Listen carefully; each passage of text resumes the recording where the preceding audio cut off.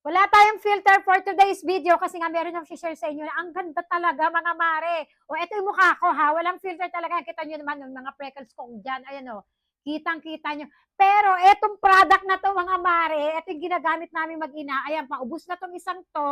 Ito yung pans na ano, moisturizer. Ayan o. Kaya naisipan ko na i-share sa inyo na walang filter para, para makita nyo talaga na, uy, ang ganda. Glowy talaga siya sa face. At dahil nga paubos na to, bumili ako ng bago. I-try nyo to mga mare. Ang ganda talaga niya. As in, alam mo yon dati kasi sobrang dry ng mukha ko. As in, ano yung walang buhay ganun. Pero ginamit ko to, alam mo yun, kahit sabi ko nga pwede na siguro akong di mag-filter. Kasi okay naman yung face ko kahit may mga freckles kasi nga, alam mo yun, parang na-moisturize niya to the highest level talaga na dati ang dry-dry ng mukha ko. I-try nyo to. Ang sabi nga nila, eto daw talaga ay pang ano, pang oily skin. Oily skin yung anak ko at ang focus ko talaga ay siya. Dahil nga ako matanda na dry skin naman ako. Sabi ko, kailangan ikaw bata ka pa lang, gumagamit ka na ng mga ganito.